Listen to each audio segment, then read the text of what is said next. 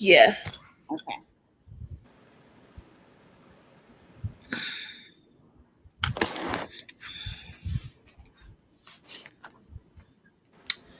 Okay.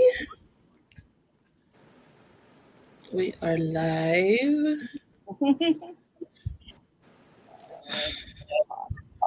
Awesome.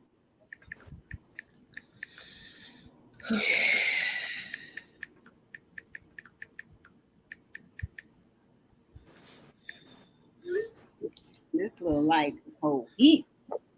I am super excited about this, about Yeah. today. Mm-hmm. All right. Hold on, just let me finish. Cause y'all know I can't talk and text at the same time.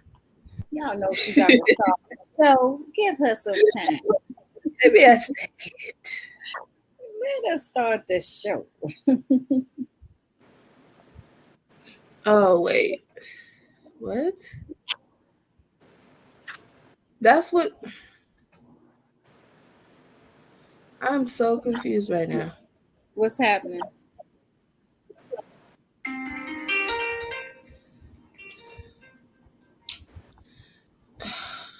What is going on?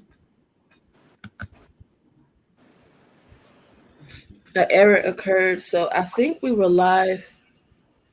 Why It does still it say keep doing live. that? It say I live know. on.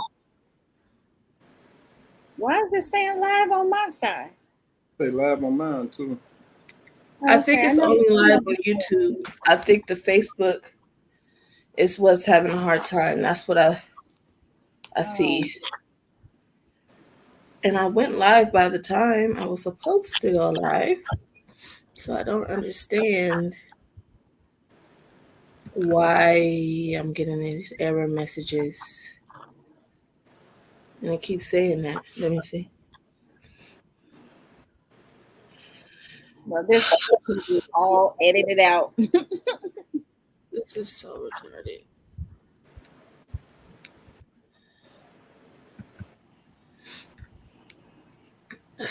Hold on, guys. I'm sorry. It's Hello. Miss Omika. Hello.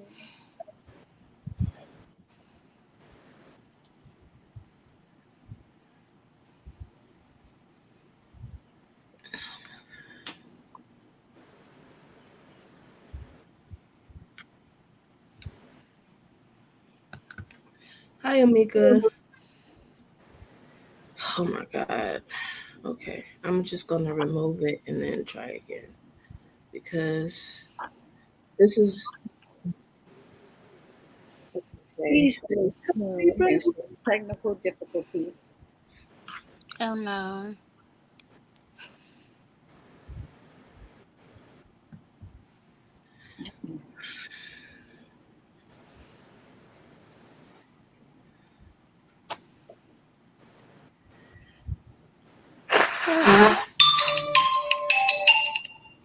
You okay? Yes. I had to go outside to take the trash out and allergies, man. Mm. It is just, it's just giving me the blues right now. Okay, save the changes. Hopefully this works because most of our viewers come from Facebook. So Is it working now? I'm I'm I'm trying to get it together. We'll see if it does.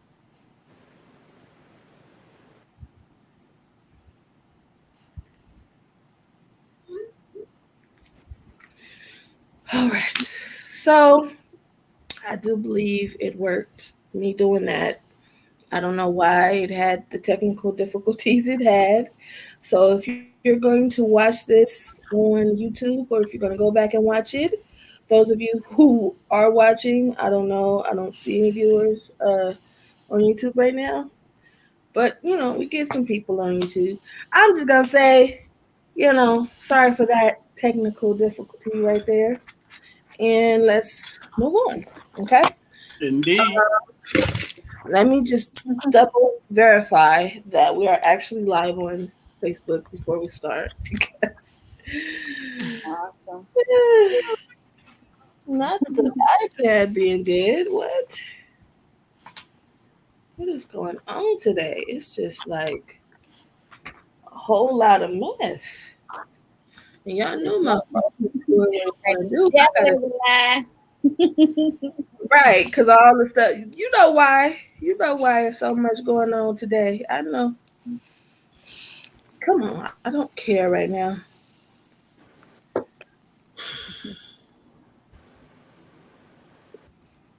Okay.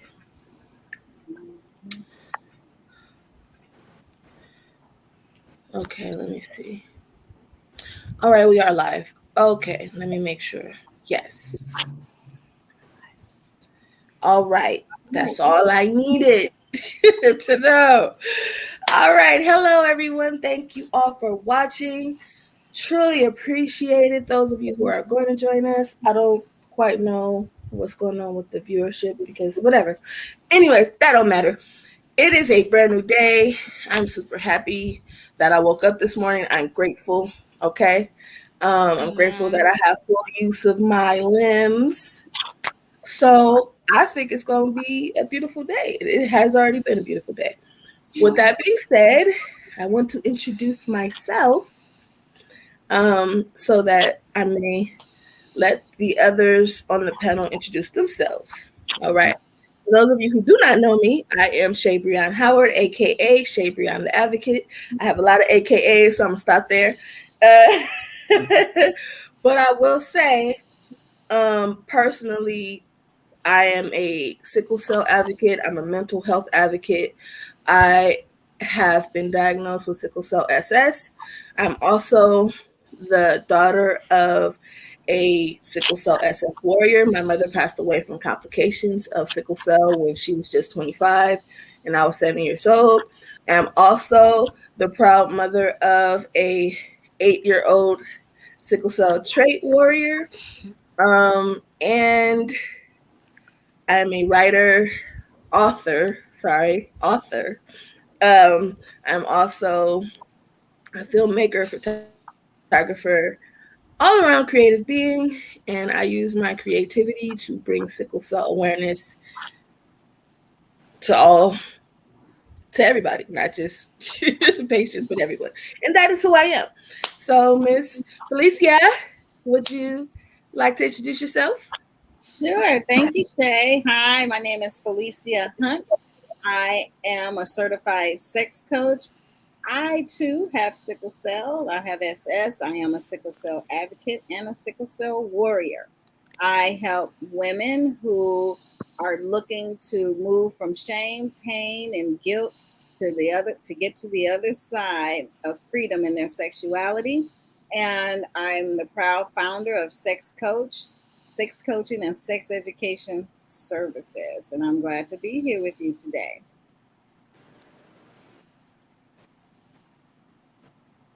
You want me to popcorn it off? Oh, Mika. Okay, I'm Amika. Hi, everyone. I am a sickle cell advocate and a warrior. I have sickle cell SS.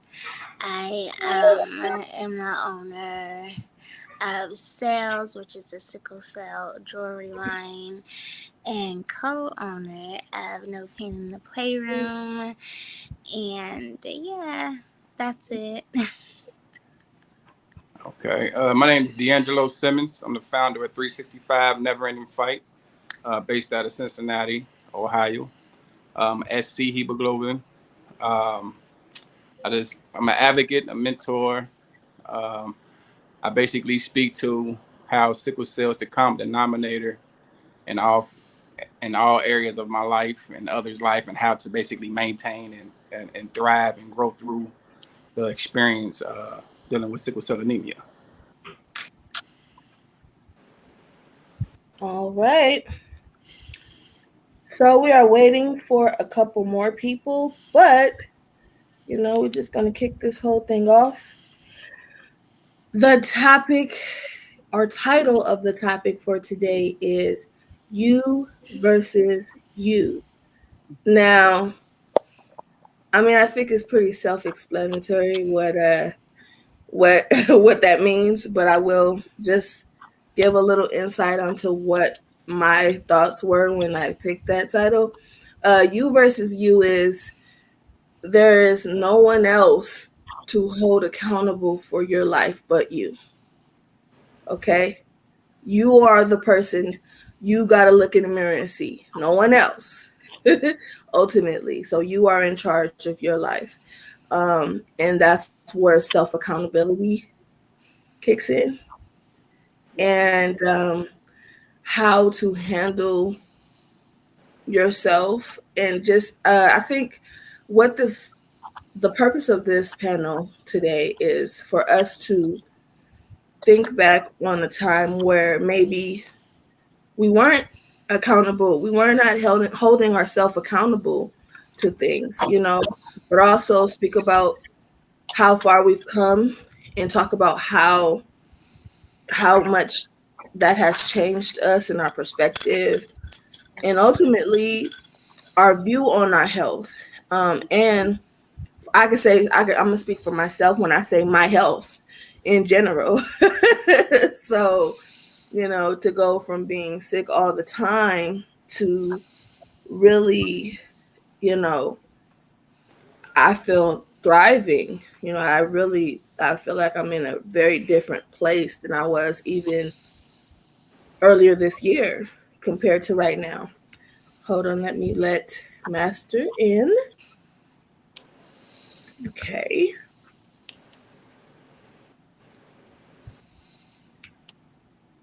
Oh, I didn't mean to do that. This thing is. Hold on, Master.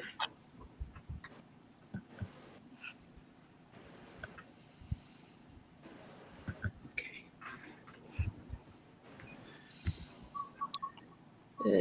Okay, there we go. I was going to say, why is it not working? All right. So we have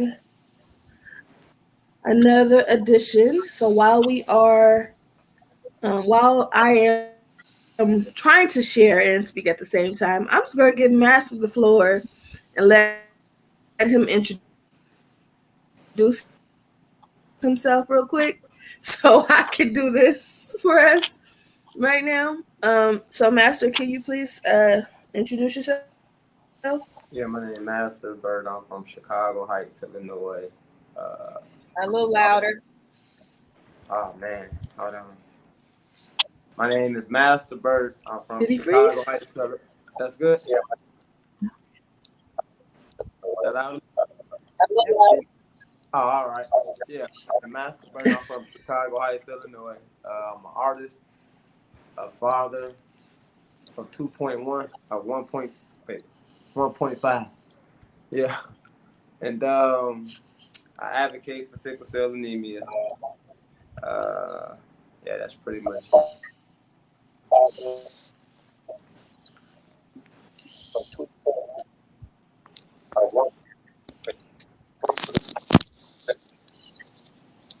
So, Is that better?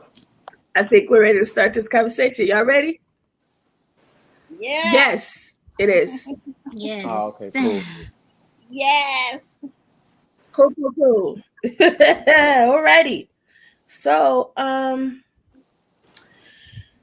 when I ask the question, and I'm going to ask this to the audience and to the panel of wonderful people who are here. When I ask the question, what do you do to manage your sickle cell? I'm sorry. Let me rephrase that. What do you do to manage your life with sickle cell?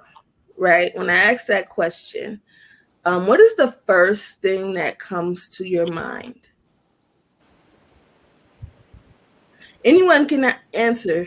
The first thing that comes to my mind is staying on top of my vitamins and supplements. That's what comes to Okay. mind. First thing come to my mind is stay out them folks' face. Okay. Got Mm. you. Can you repeat the question for me, please? I I want to can. make sure I understand. Mm-hmm. Okay, what do you do to manage your life with sickle cell? I meditate. I know my. I am aware of my stressors, and I just focus on transferring energy. Like if someone tries to put something negative on me, I give it right back. I don't play, like I don't hold anything. I just make sure I'm feeling well in my body. Like I have to be well all the time. Okay. Master, do you want to answer that? Yeah. First thing that comes to my mind, I live. Like I live, and I live pretty much a, a life where it's like I get rid of anybody at any given time. Like you have to be known almost in this life. Let me Okay. let me. I know I was kind of blunt when I said stay out them folks' face, Yeah. but what I mean by that is I put my health first. I don't let anything interrupt or disturb um, my health. Uh, and if anything tried to interrupt, I know how to move around. I know how to, cleanse my area, remove myself. Um, and once again, stay out them folks' face because that's a whole nother issue. That's all. No, never. Yeah. I take charge of my life. Okay. So, I've been thinking a lot about this question lately, and to manage my life with sickle cell, I think it requires me to be in alignment with every part of myself, meaning my mental, my emotional, my physical, and my spiritual. So when either one of those are out of alignment, um, I'm not okay. And it's just that simple. And I can't very well ignore um, something that I know I need to deal with. Meaning, so perfect example. I'll give an example of what I mean. When I say I can ignore any one of those things, it means when my emotional, especially the emotional, well-being is in jeopardy, I can't ignore it. I can't pretend like, oh, it's not there. Um, I'm going to have a really transparent moment with you all. Some of you may know already. Well, some of you who are here know already, but um, my dad's death anniversary just passed June 20th, and it brings up a lot of emotions. I'll just say it like that. It brings up a lot of negative emotions that I have been processing and um, dealing with for a while. And for me to have been in such an amazing place before June 20th, in alignment with myself, emotionally, mentally, physically, spiritually, everything was just here. And I felt like I was going backwards. So I was angry with myself. I felt disappointed in myself for being emotional. And sometimes that happens, right? Um, and sometimes you don't even realize why. Like I didn't even know June 20th was June 20th until like 6 p.m. that day. Like, and I didn't realize, I'm like, why am I so upset? Why am I so emotional? What is going on with me? Why am I so drained? And Your body remember. It's Yeah. on genetic. It's on not a genetic, but on a cellular level, our body's whole memory. And Yeah. so you wasn't conscious of it, but your body was. You Yeah. know. Yeah. Exactly. So Mm-hmm. again, that was something I knew that I needed to process. I had to go through that, not, oh, I'm gonna be okay and ignore it. Because in order for me to process and truly be okay again, the Shabreon that was just posting, I think a week or two prior, that I'm such a happy place because I truly am. I'm truly at peace. I'm truly happy. So I wasn't the same shape that day. And it was just like, it was blowing my mind, really. But again, it didn't mean that I couldn't get back to that place. So I just couldn't give up on me. Um, and that's, I think, ultimately how I feel about my life with sickle cell. I have to understand that I still have life issues. I have. It is not something that ultimately decides anything. It can want to, but I am in charge of me.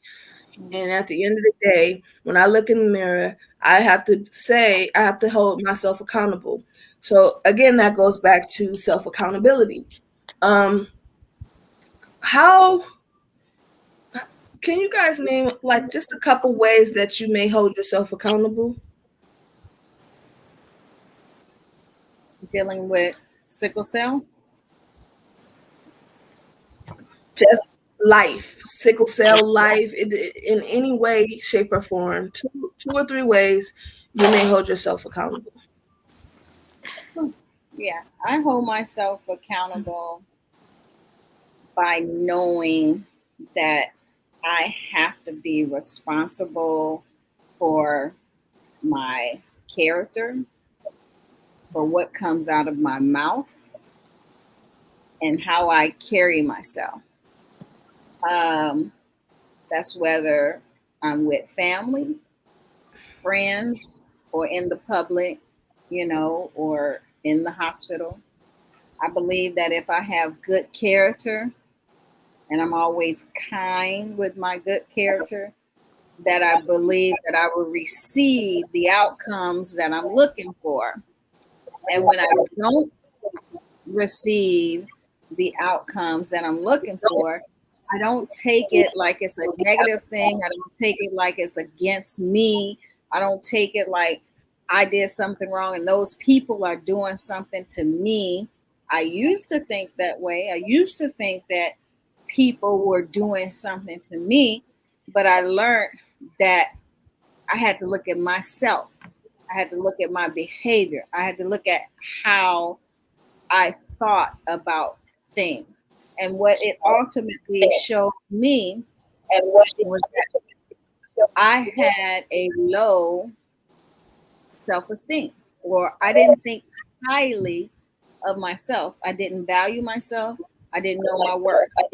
So when you don't know your worth, when you don't know your value, then your outlook or your perspective is going to be warped.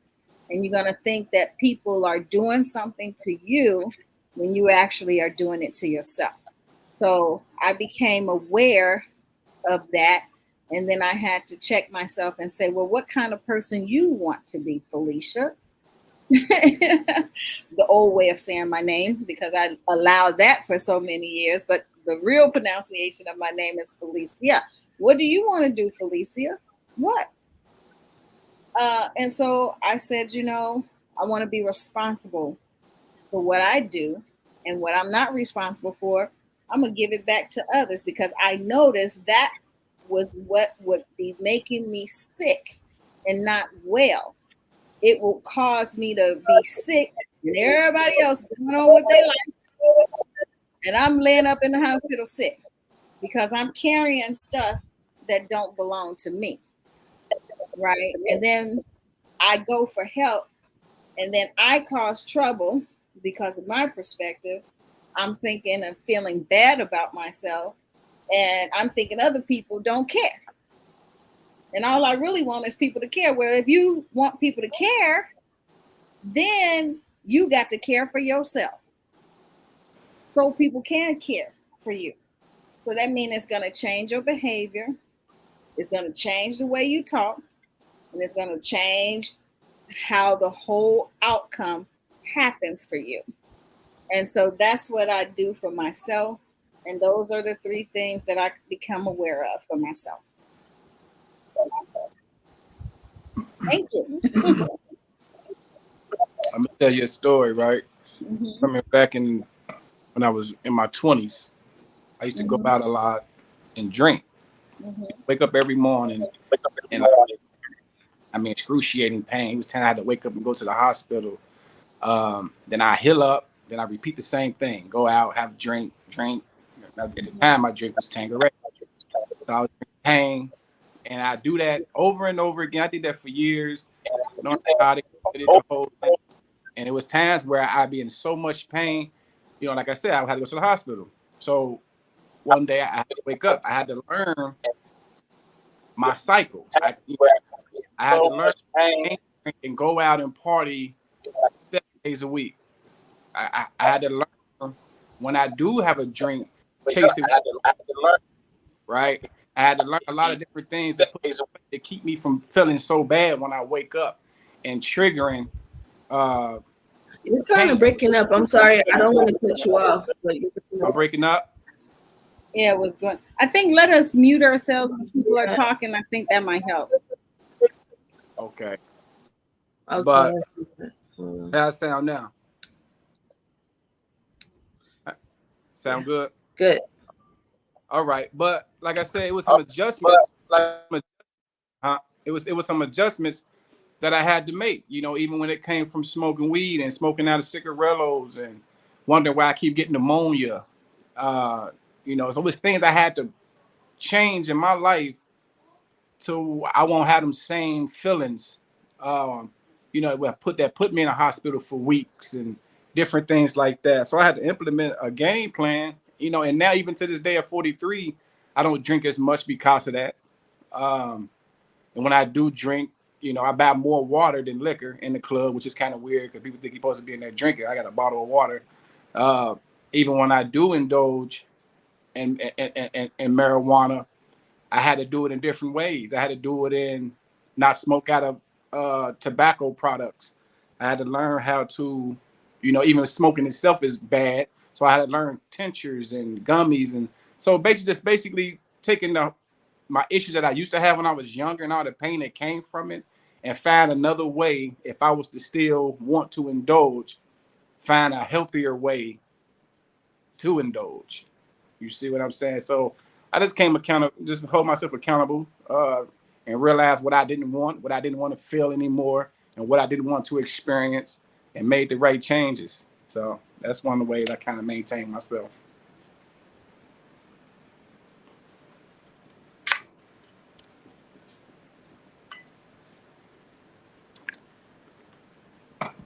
Okay, is there anyone else who would like to speak? Or I can speak. Y'all know I have lots to say. So is there anyone who want to speak right now? If not, I will go and give my, you know, I guess my I'll say, way. Okay, go ahead. um, really, one thing is the self accountability for me is one of the things, well, both of the things that D'Angelo spoke about, which was the drinking and the smoking. Like I had this, like at one point I would do that. I never did it for a long, long period of time, and thank God I didn't. Uh, but it was making me sick. Both of them was making me like I would have little pains or whatever that would lead up to more pain sometimes.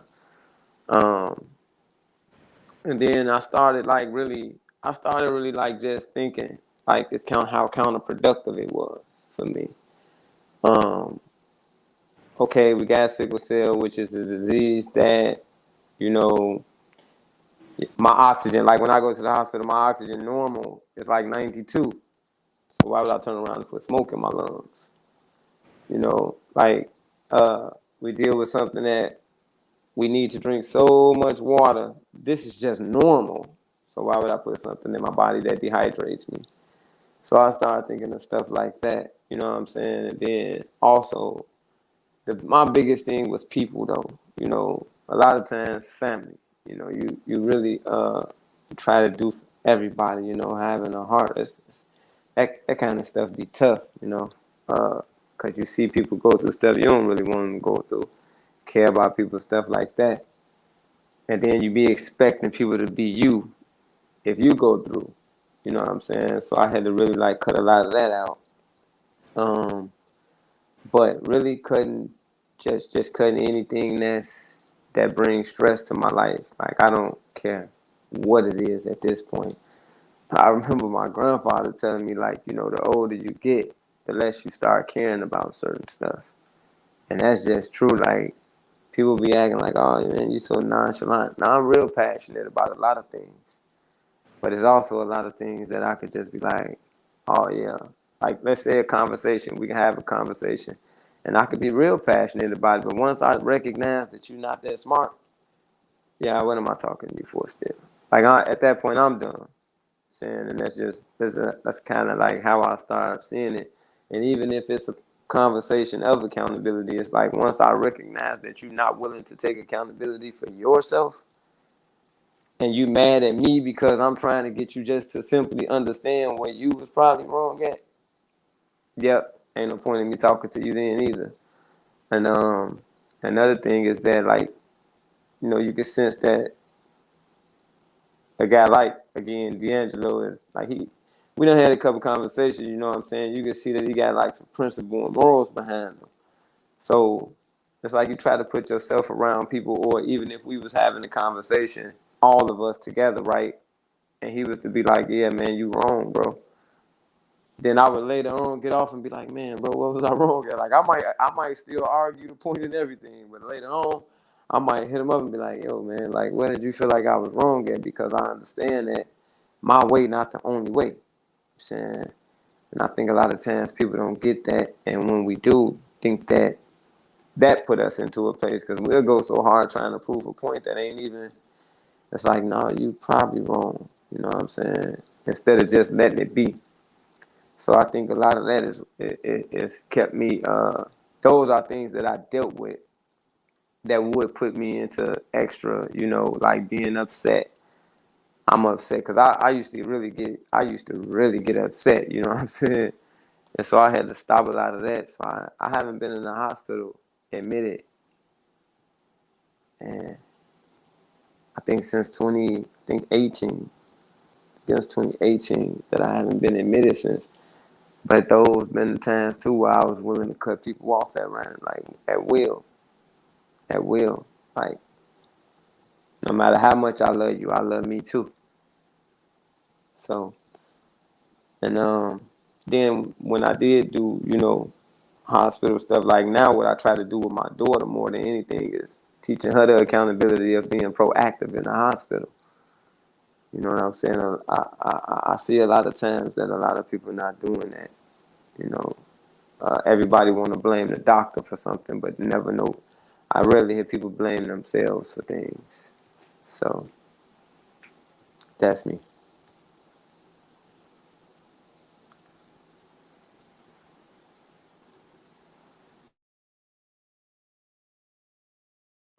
Hey, can I piggyback off of Master? Go right ahead. Go right ahead. Cause I got some stuff I need to get off my chest. So What I I'm gonna let y'all, you know, cause I don't know how long it's gonna take. This is what I'm saying. Y'all say what y'all gotta say, and I'm not saying y'all ain't gonna have a chance to say more. I'm just saying I got a lot to say. now, you know what? I just want to speak for the accountability in the hospital. He was saying. I just want to, Mhm. you know, Go ahead. ad lib on that because it was times where I've been in the hospital. I haven't been in the hospital in 6 years, thank God, knock on wood. But when I'm in there, it's times when I've been in there and I would have to go for walks at night on the floor or jump on the bike, the exercise bike. And different things like that, and prep myself to go out, to come off the PC pump, to go to oral medicine, and make sure I'm drinking my water, and so he 100% right. Sometimes when people lay up in there, they just taking these folks' word for it. You know what I mean? And sometimes it don't the results don't come out. You find yourself in there a little longer. So you do have to be proactive. You do have to hold yourself accountable and realize, okay, I'm not trying to be in this is my cutoff time on this narcotic. I should be here by such and such a date, with this narcotic if I do X, Y, and Z. And if you can't make that deadline, don't beat yourself up, but you do have to work towards getting out of there, whatever that means. Healthy conversations, healthy diet, depending on what you eat. You don't lay up in there eating cookies and cakes and different things. Like, cause don't get it twisted. I was one.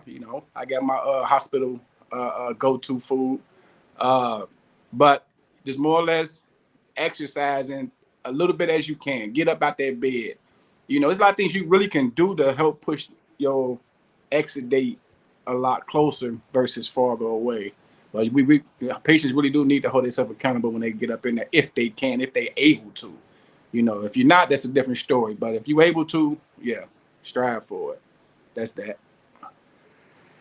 Yeah, bro, I see so many people, like just the whole community, call themselves warriors. But I see a lot of people who don't have no fight in them when they're in the hospital, though. And people think that the fight is, oh, well, I'm living. Nah, man, you just living. Are you fighting, though? Like, you just living. It's a difference, yo. It's a difference. Like, a person gets sick, and because you feel like you made it to a certain age, oh, man, I'm a warrior. I'm fighting. You're not fighting, man. You living for real. You just actually existing. First of all, Master, thank you. I was just about to correct you. Living and existing. Yeah, you're existing. Like, and so it's two different things, you know what I mean? Like again, when you say you get so many things, but look, I've never had acute chest in my life. I'll be in that hospital once I found out how you get it. And when they say, oh yeah, you lay on your back too long, you can get this or get that. I'll be up in there, you would think I was rotisserie gold the way I'll be up in there turning, man. I'll be every few, you know what I'm saying? I'll be turning. I'm laying on my side, I'm laying on my stomach, I'm laying, man. And not many men even like laying on their stomach. But I lay whichever way they need me to lay, man, because I want to get up out of here, and I want to get up out of here, like, quick. You know what I'm saying? Like, so, yeah, it's a lot of people that this whole word warrior over the years, I can say that I've seen some, but I can say that I done seen some people that I be like, man, listen, you need to stop calling yourself a warrior. Cut just the cap. You submitting, man, I just think it sounds good. I think it sounds good. This is why I named my nonprofit here in Cincinnati 365 Never Ending Fight, because it is a fight. I mean, boy, don't get it twisted. I like it is what it is, but it's a fight, man. It's a fight every day, just to be productive, to be a spouse, a father, a mother, a sister, a brother, a employee, or both. Like, sickle cell is the common denominator, because while you're trying to achieve your goals, you got this enemy that's constantly swinging on you. You know what I mean? Constantly assaulting you out the blue, hitting you with a clean chin shot. You got to have to learn how to roll with it. Take that punch and keep pushing. This is why I say 365 Never Ending Fight, because it's that every day. The warrior, don't get it twisted. I take my head off to the concept. You know what I mean? But to me, I'm in a fight every day. You know what I mean? Some days might be a 15 round. Some days might be 2. Some days I might get hit with a clean one. Some days, he might nick me. But at the end of the day, I have to learn how to understand my enemy. The same way with boxing. You got to study your opponent. I study sickle cell. Man, facts. I learned from my previous crisis. I learned from my previous hip replacement, shoulder replacement, things. I learned from I study my enemy, and that's just what it is. Like, but that's why, man, yes, it is a fight, man. It is a fight, the narcotic fight, the mental health fight, the physical fight. I started fighting mental 3 years ago, when it creeped up on me and hit me with a clean, when I found myself calling 911 because I'm thinking I'm about to tap. You know what I mean? And found out that's anxiety. And I never experienced that day of my life. But once I figured out what anxiety was, I learned about frequency therapy. I learned about just go on walks in the park and get a therapy dog and things that help my mental to distract me from focusing on getting old, I'm about to die, I'm gonna die. Or everybody, oh man, I know somebody with sickle cell, they died last year. I'm so sick of that concept. Like, you Man, know, listen. it's like so. Man, it's one thing to fight physical pain. I'm used to it. I mean, I got a lot of metal in my body, but that mental, that was a whole nother beast. I got a therapist, I got a psychiatrist, I got a holistic, anything that can help me channel my thoughts. You know what I mean? That's what I'm gonna do. You see what I'm saying? So this is why I call it 365 never ending fight, man. Because it is a fight, man, on the daily. That's it. Okay. Before Omika, do you you have go, anything you want to okay. When people tell me that, bro, I be like, yo, people die every day, b. That's what I tell them. Don't come and tell me your brother died. I don't give a about it. Like, don't come and tell me that your brother died from sickle cell. I be like, yeah, and it sound bad. I know it do, but you sound bad. You know what I'm Right, saying? You come and say, oh man, my such and such, my such and such died from sickle cell, and you normal, and you talking to me with sickle cell, like right. my brother died from sickle cell. I just say people die every day, b. Gotta And they say, be like, that's so insensitive. And I'd be like, yeah, exactly. This is exactly how insensitive you sounded. Like, when you told me this, do you understand that you telling me basically like I have this, bro? You telling me, oh yeah, my brother died when he was 45. Like, are you trying to put the day on my day? right. Well, bro, I'm Like, yeah, 43, I man. don't want to hear that, bro. Talk to me about something different. So I tell them, people die every day. You'll get over it. Gotta say that. Yeah. Okay. Omika, is there anything you want to add? No, you could go ahead. Okay. So the ways that I hold myself accountable, honestly, is self-discipline has a lot to do with self-accountability. Um, and I think a lot of you all were speaking about self-discipline, holding yourself, knowing things that work and don't work, and not doing the things that hurt you. That's discipline to say. And that's true. I just this week, I had this icy and it was really sweet, and I was like, I can't even get halfway down, because if I do, that's way too much sugar, and I know inflammation is a problem for me. Not only is it a problem for me, I have kidney disease. So my kidneys cannot process a whole lot of sugar either. Not only that, but I can't take any anti-inflammatory medication, if that so be the issue that I create for myself. So guess what I did? I gave it to my child because she's a kid and she can have sugar, but she's not gonna have it all at once. But it's like sometimes you have to know your limits, and it's okay to have those limits about yourself. It's okay to check yourself. And I think one of the main ways that I've checked myself is I had to look in the mirror and realize that I was a victim of sickle cell. I was in a role in a victim mentality for a very long time. And I didn't even realize I was. And once I realized it, I had to check myself. I had to look in the mirror and say, I am no one's victim, not even sickle cells.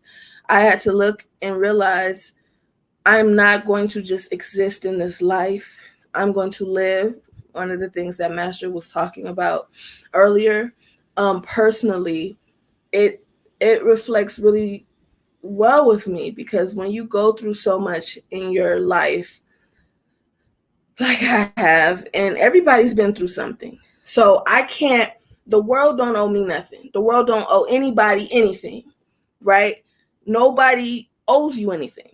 You owe you. That's the only thing. I owe me, and you owe you. Everybody owes themselves. Other than that, no one owes anybody anything. And so when you realize that, and you realize just because of the things that I've been through does not dictate where I'm going, and it does not dictate how I am supposed to treat others, nor does it dictate how they're supposed to treat me personally. And that goes for even doctors and nurses and being in the hospital. Um, I just want to bring up a conversation that I had with Felicia, the fact that there, when I was younger, there was a point where there was a lot of stress in my life at different points, different aspects, um, all at once. So I was in college. I had issues with keeping up with everything because I had a full load. I was dealing with sickle cell itself, not knowing myself, not knowing my body, right? Trying to get to know that about myself, trying to get to know my body. Also, personally, in my love life, having issues with my relationship issues, school issues, family issues. It seems like I was just getting hit at every turn point, to the fact where, of course, it's going to affect my health. It's going to affect how I deal with my health as well, to the point, again, where I got sick, of course. And then when I would get sick, it was like I'm focusing on that pain because everything else is so hard to deal with at this time. So at least I know I can deal with this. I can deal with the pain because everything else is just out of whack, you know. And then ultimately getting worse, ended up in the hospital and avoiding getting out because I have to go back to my life. I have to deal with all of those things that was really hard to deal with. And so there was times when, yes, of course, I was severely sick. And there were times when maybe I could have got out of there sooner. There was something I could have done to expedite my transition from hospital to home, right? And I was just in that state where you don't want to deal with everything outside of this. So then you deal with, okay, I can deal with the hospitals. I can say, oh, I need to be here longer because in my head, oh, my body's not okay because I'm in this constant state. When really it's just the fact that I don't want to deal with it. I don't want to deal with life. And so I'm here longer.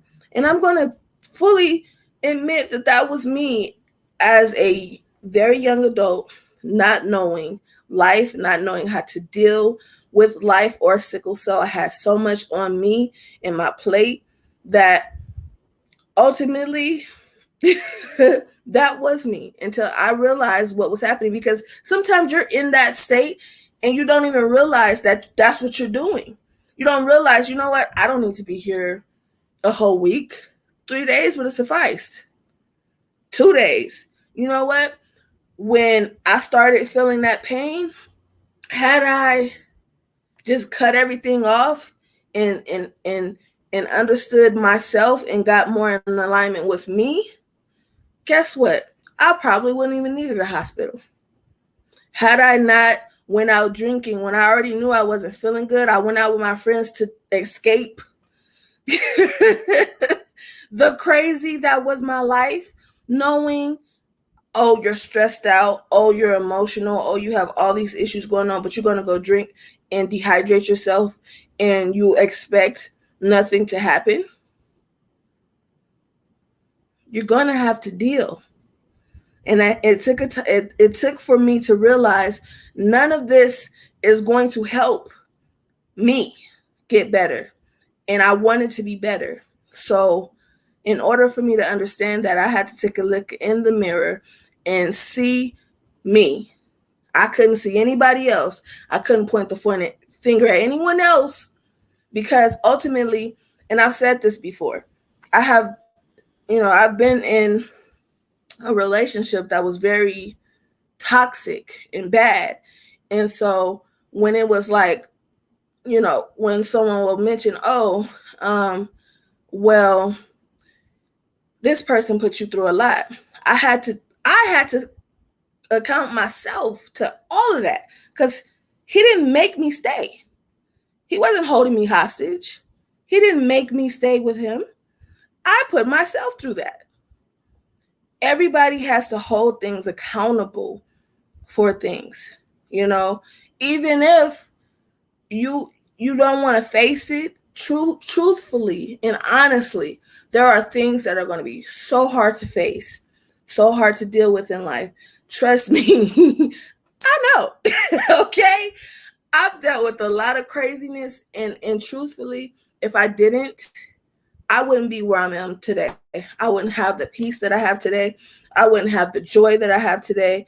I wouldn't be in the place to have this conversation that I'm having. I wouldn't have the friends that I have. The friends that I have are amazing. Just the camaraderie. And it's not about having the same opinions, because I don't always have the same opinions as my friends. I don't. But we have the same, we're like-mindedness.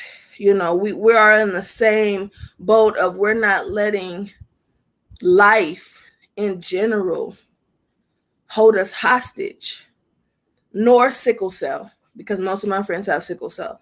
Life nor sickle cell will hold us in bondage, because for what? What does that prove? So ultimately, at the end of the day,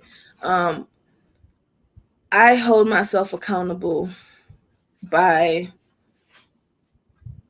knowing that it's me at the end of the day. No one is in charge of my emotions at all. Right. No one is in charge of my feelings. No one is in charge of how I react to situations. And sometimes most of the times I'm in control of everything. Sometimes I might lose my temper a little bit, but at the end of the day, I acknowledge where I went wrong, and I realize that, and I say, you know what? This is how I'm going to better myself. Acknowledging my faults and realizing I can and will be better. I would like to interject. Go ahead. I'm glad you are able to come on here and tell your story after we had our conversation, because that's what I do. I love to empower women.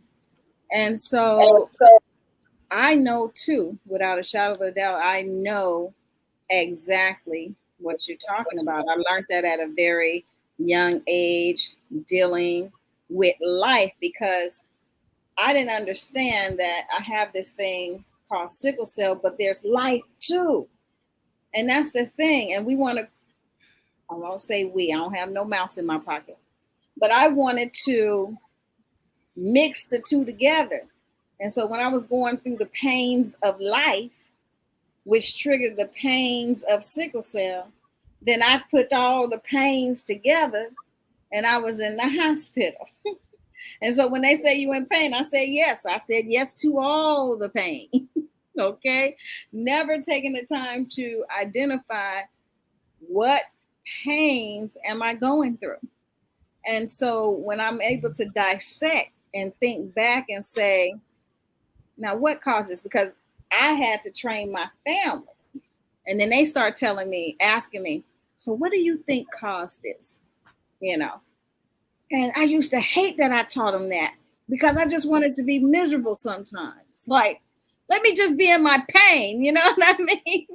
I don't want to be held accountable for being in my pain, because I was thinking about the mental part. Like D'Angelo said, the mental part. I didn't have any help. It wasn't about, when I was growing up, we didn't know anything about therapy. We didn't know anything about getting help. It's like whatever mental health or illness you had, or, feeling depressed and all that stuff, you just dealt with it back in the day. And that's what we had to do. We watched our parents and we did what we had to do. And so that was my coping mechanism. If I didn't want to feel and I'm in pain, I'll take that little pain of sickle cell with a lot of pain of life. And I'll be like, I need a shot. I need a shot. Give me a shot. Why? Because then I ain't feeling nothing. I'm sleeping. I'm cool. But then one day I woke up. I was like, this is not healthy.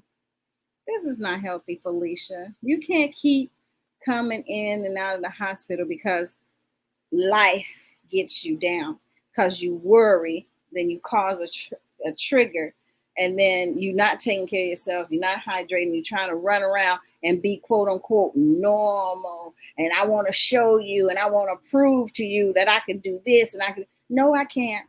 I need to accept what I can do, be happy with what I can do, and if I have friends or significant others that can't understand that there's certain things I just cannot do, then you're going to have to be okay with that, because the route you're going, you are sending yourself to an early grave, and you're not realizing.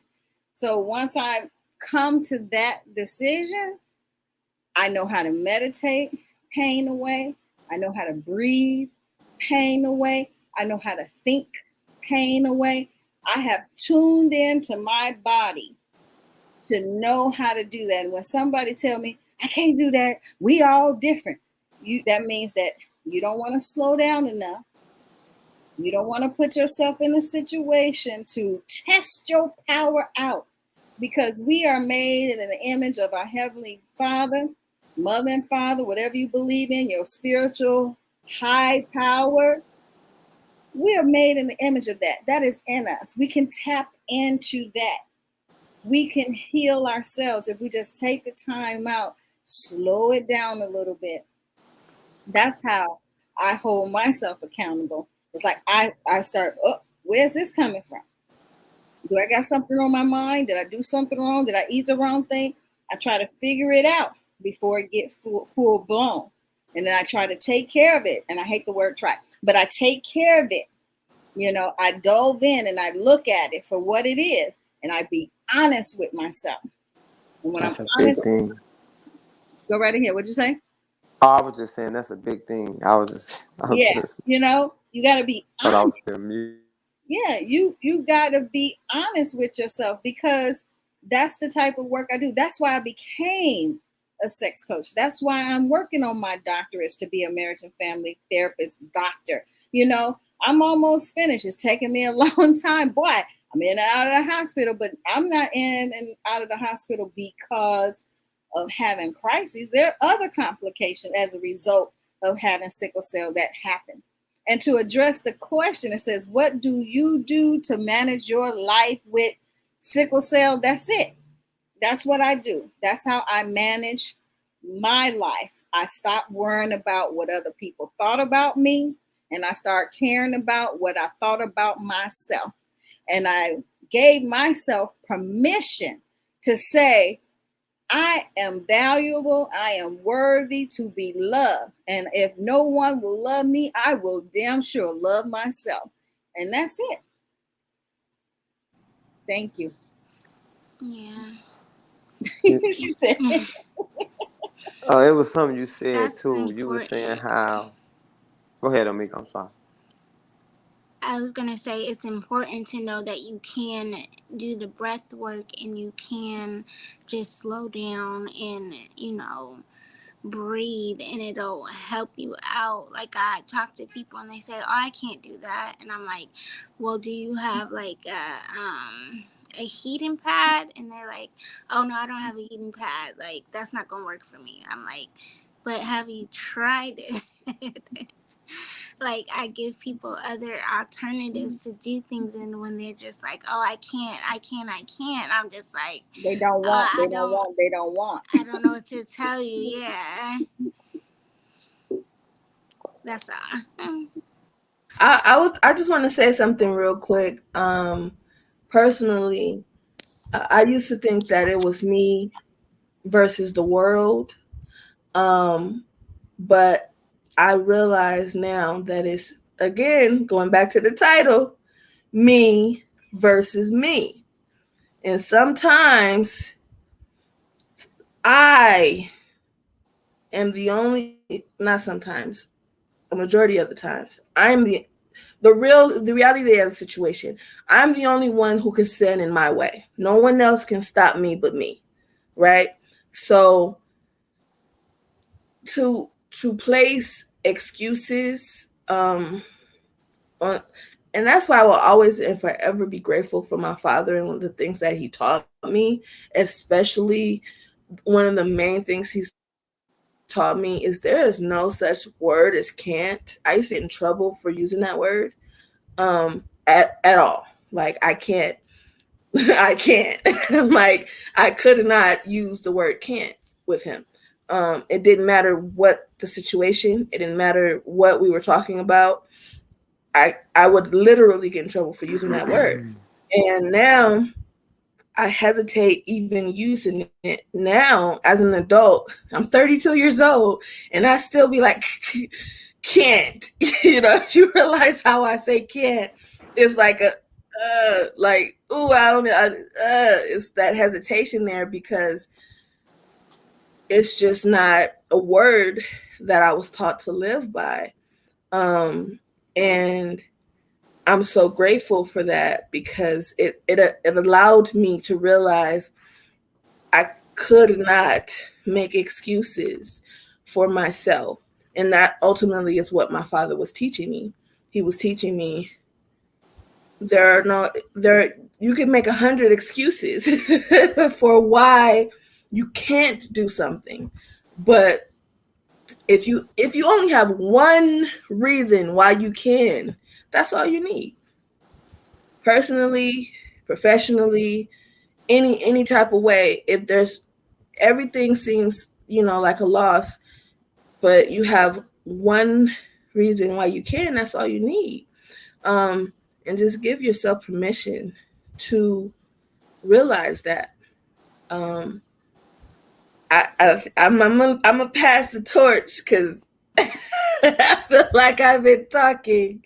Omika, I really would like to know your thoughts on, you know, just how stay self accountable in different ways. I keep myself accountable by knowing how much I mean to myself. I have to have self-worth. I have to have self-value for myself to even care if I get up in the morning. So I keep myself accountable by making sure I make a to-do list and get those things done. If I say I'm going to do this at a certain time of day, be accountable to myself to make sure that I do it. Just like if somebody had work at 4 o'clock, your boss wants you to be at 4 o'clock, be at work at 4 o'clock, you're going to be there at 4 o'clock because you value that job, you value your boss's opinion on you. If you don't value yourself, how are you going to be able to value someone else? How are you going to be able to, live a life that's worth living if you don't have some accountability for yourself? So I just make sure that I value myself and put myself first every day.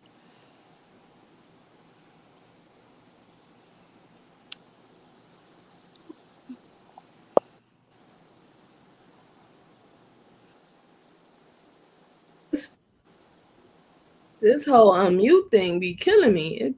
It don't want to unmute when it's. Master has something to say. Oh, Yeah. okay. I was just. Yeah, Go I ahead. was gonna speak on really one thing that you had said and one thing that Shay has said. One thing that Shay had said was when she was saying how like, the relationship like the relationships that we like get in, like at some point you have to realize that,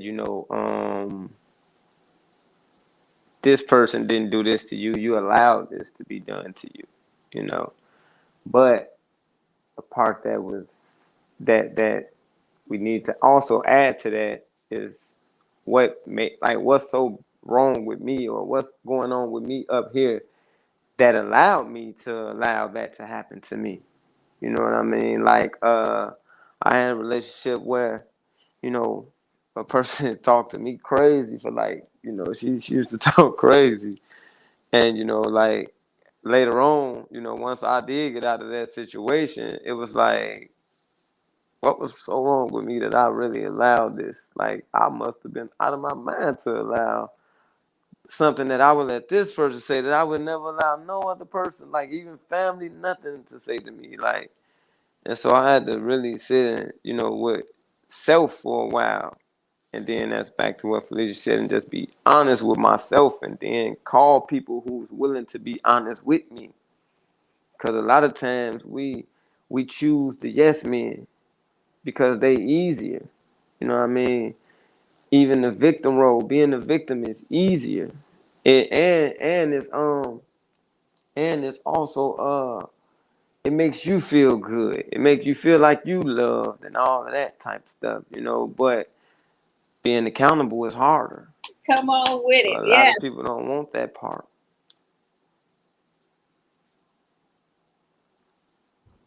So that was what I Nah, had to say. you speaking for real. No, honestly, like that's the truth. It's much easier to play the victim than it is to look in the mirror and say, well, what was my part in the situation? What was Yeah. my role?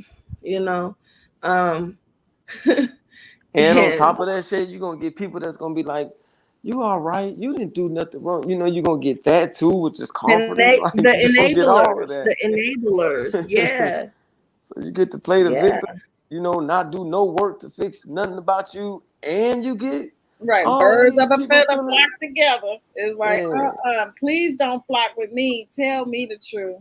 it's almost like being the victim is a win-win to the weak. You know what I mean? But really, it's really like it just keeps you weak. Saying like yeah. it don't put nothing in. It don't.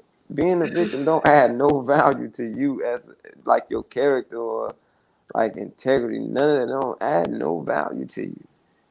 It keeps So you in the so dark. it keeps you small, right? Yeah. And Yeah. so I literally was just talking about this, right? Because if your circle is a reflection of you, right?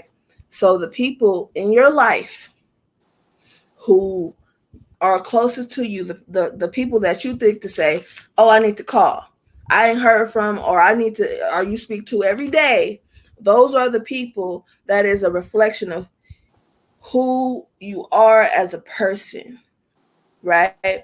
So here's the thing: a lot of people can be put off or even upset when someone tries to call them on their bullcrap, right? I'm Man. going to speak personally for myself. And Master, I think everybody, Amika, Felicia, all y'all know, I'm the first one to be like, am I wrong? Because am I tripping? Because I Yeah, need you to know. called me a few times asking me about certain things. You know what I mean? Like you called me a Yeah. couple times And it's trying to. because I expect, and not I expect the people that I care about to be able to come to me and tell me when I'm wrong. Because I don't want to be wrong. I want to be better. I want to evolve. Iron sharpens iron, right? So if I get a little burned, a little cut, a little nick here and there because I need to know the truth about me, I'm okay with that. You know, Yeah. I've never been, as someone who is constantly trying to grow and evolve, the mind state I'm in now, I don't want to deal with a person that's just going to tell me what they think I want to hear. That does not do anything for me. That does not please me. I That's don't why want I to be always pleased. I want to be changed into who I'm supposed to be. And I yeah. can't do that if people can't tell me, Shabreon, hey, now, all right, because Yeah, you I need to know chill you out. want to do better, Shay. And That's why I I ultimately, always say, you know me. I said, if you come to me, you know me. I prepare you. We're gonna go Yeah. through the fire. I prepare you. I'll be like, you sure you want to come for my help? I ask her. I be asking her. I be like, so you want the raw, or you want me to give you the easy way, or do you want me to give you the real answer? And I Yeah, always, what do I always say? I always say, give it to me straight up, yeah, give it no to you straight chasing. up. So, and I'm Because harsh. and most people are put off by that, and I understand. I can understand, and that's right there. That's how I understand. Like there are a difference of opinions and a difference of people, and a difference between being enlightened and trying to better not just yourself but others around you, and knowing that you're doing it out of love. You're not doing it to belittle someone. You're not doing it to make someone small. You're not trying to, you know, I don't know, like make your light brighter, because it dims your light to try to put someone else's out. It does. Mm-hmm.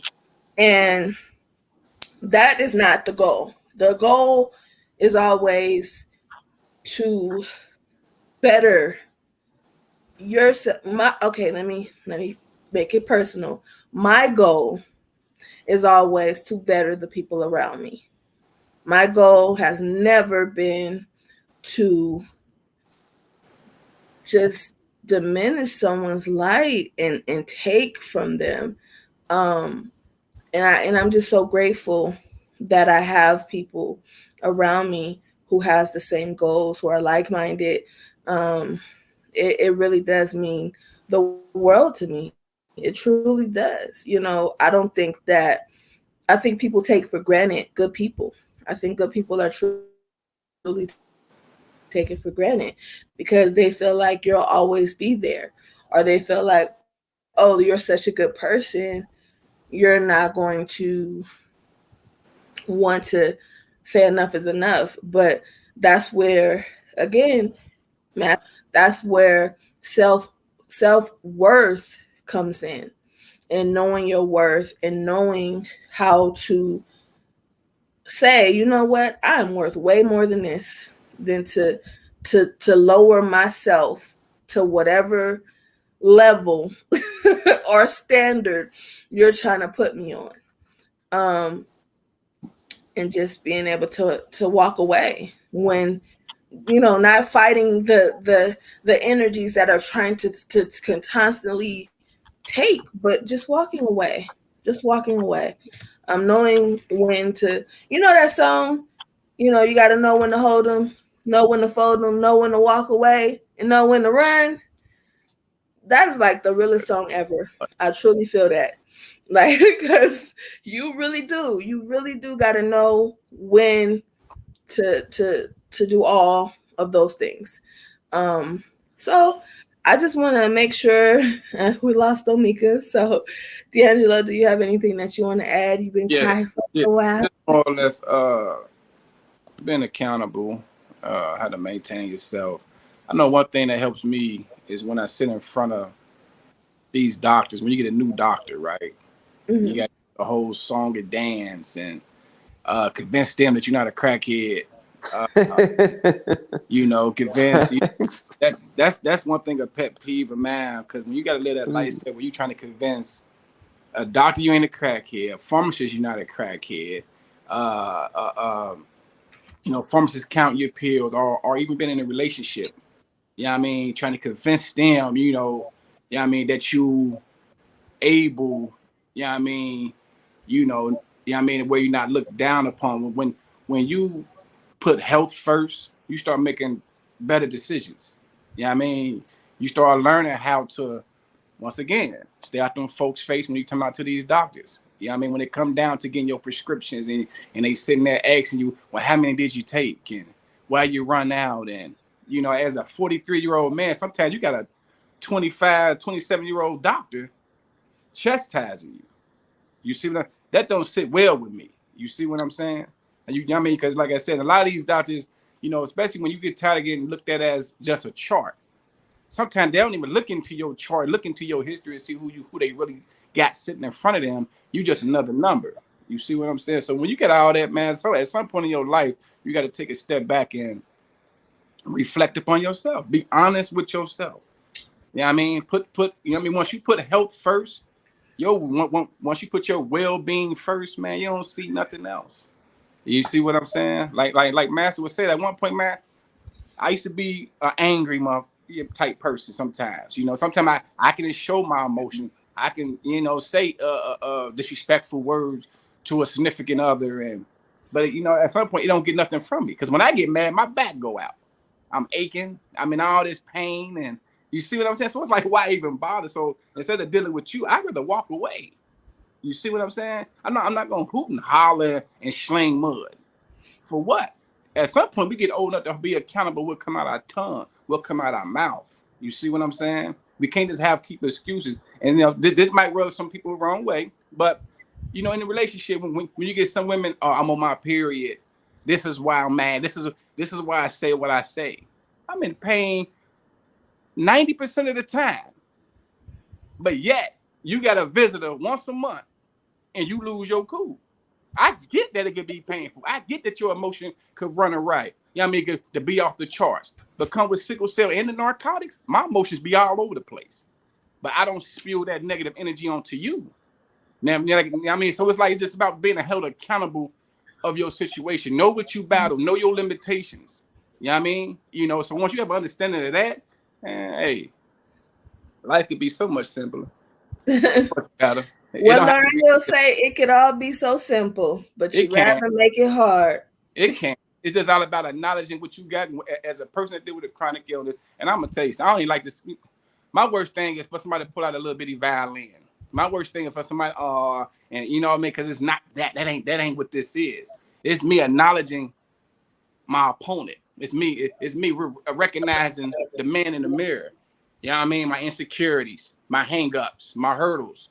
You know what I mean? I had no problem acknowledging, you know what I mean, my shortcomings and things that I struggle with. You know what I mean? Because the first thing, once I acknowledge it, I learn how to get around it and learn how to, you know what I mean, deal with it and try to get better. You see what I'm saying? But once I put health first, man, I don't see nothing else, man.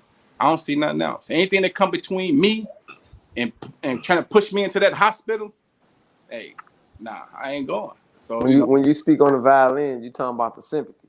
Yeah, the sympathy. Yeah, I hate that. I hate it. That's why I don't tell people I got sickle cell, bro. That's why I don't really tell people, dog. Like if it's a woman, I'm gonna talk to her about her health and stuff like that and all that. But just to see certain things with her. But at the same time, you'll figure out I got sickle cell when I go into crisis. That's when you would know. Yeah. I want to piggyback on what D'Angelo was saying about when you approach things when you have a new doctor. And, with the healthcare system I'm a part of, it's a research hospital and the doctors get changed out all the time. They come in and do their internship and then they out after a few months. And what I found, even like going to the emergency room, things changes. And so you get different doctors all the time. And that was one of my problems. The last time I went to the hospital, I had several things wrong with me at once. And the nurse just want to pick out what she wanted to do. And I was trying to tell her, you can't do that. You need to order blood work. That's the only way the doctor is really going to know what's going on with me. Well, she refused to order the blood work. Like D'Angelo say, at some point you just walk away. You don't argue with people because I will be sicker and I'll be wasting some energy on some ignorant person. So I didn't argue. I just said, I'll wait till I see the doctor, the ER doctor, and I'll let them know what their staff did not do. And that's what I did. I was like, I'm not going to upset myself. I'm going to let her sit with that energy. And then I'm going to get what I need to get anyway. And I told the doctor and the doctor ordered it.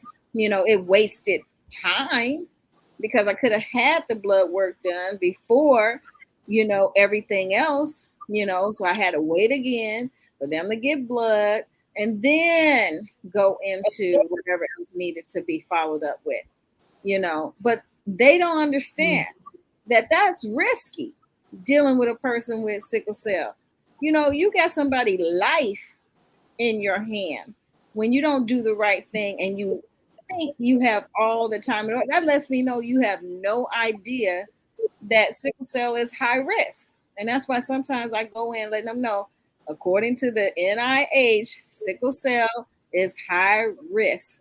Look it up. You can find out what number. We're number 2. Like we're up there. Like, okay, so you can't ignore me, you know. But if they don't want to listen, I just buy my time and I wait till the right one come that will listen, because I'm gonna get I deserve to have the proper care. I shouldn't have to scream and holler. I shouldn't have to hoop and holler. I shouldn't have to jump through hoops. I shouldn't have to do anything to convince you that I'm in pain. I should be able to come in calm if I want to, because I've done some meditation and I don't want to be in a lot of pain, and I put myself under subjection to not be in a lot of pain while I'm seeking help. That's my prerogative. Like, you cannot judge me by just looking at me. And if you do, shame on you. You know, I used to think if I cry louder, I would get more help. Let me cry louder. Let me do this to convince them. I'm going to convince them that I'm in pain. I'm really in pain. They don't care. They got a job to do and they're going to do it in their own time. I had to learn that. So it's like, I'm not going to, extend myself or extend, my energy. I'm not going to exhaust my energy on trying to get help. I deserve it. I deserve the type of health care, the proper health care that anybody else do. I had a conversation with a doctor. I was dating this guy at a time, and he was very concerned, and he wanted me to go see his doctor. He paid for it and everything. And we were me and the doctor was having a conversation in front of the guy that I was dating, because he really wanted to understand. And his particular doctor used to see patients in Detroit. And when I got to the part about it's a stigma around sickle cell, because people think sickle cell is a Black disease. And you know what we go through in these United States with racism. And so that's what it really is. When we go to the doctor, is these racist people who are judging us. They have biases towards us just because of the color of our skin. We have to address the issue. And so the doctor says she's right to the guy I was dating. She's right, he said.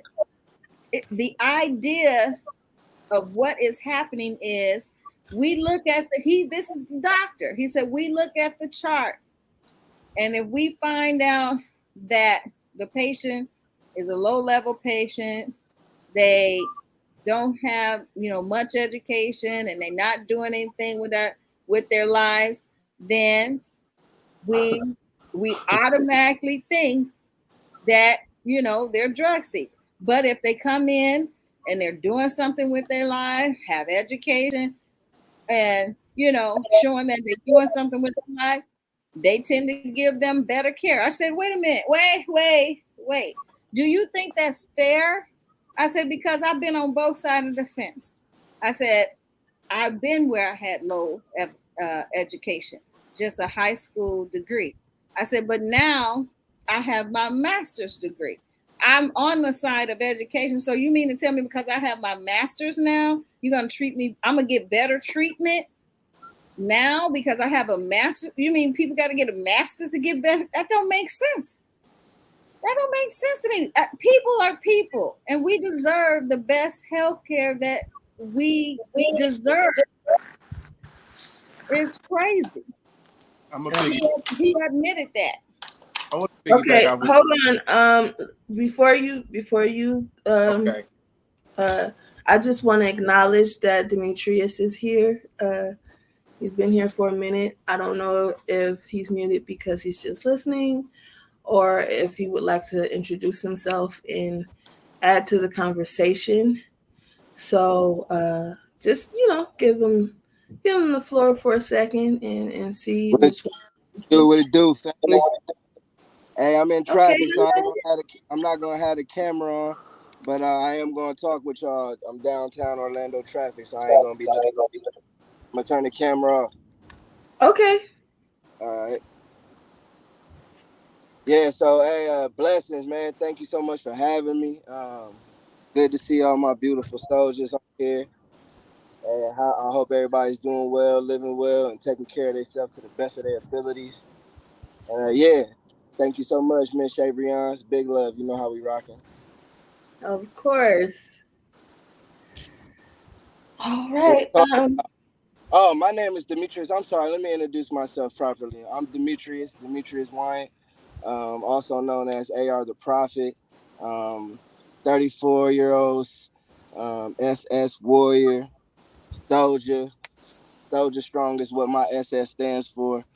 But yeah, been battling with sickle cell my whole life, like most of you all, like everybody that's been with sickle cell. I found out when I was 3 months. Hand foot syndrome. Born in 1987, Midwest Wales, Des Moines, Iowa is where I came from. I was really like the only black person that ever had sickle cell coming up as a pediatric child.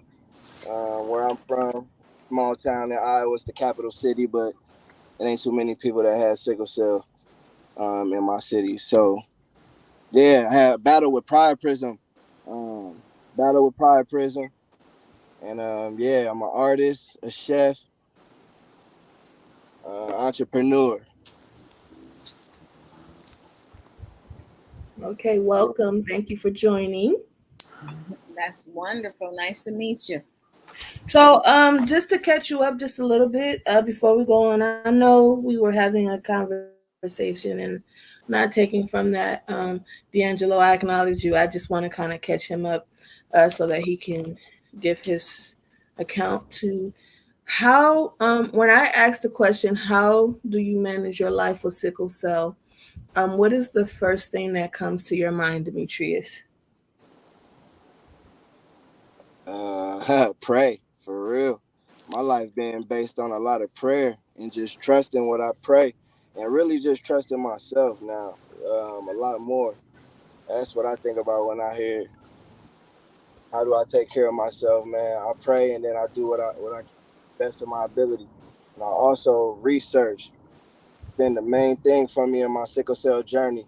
I feel like I always talk about being your own doctor.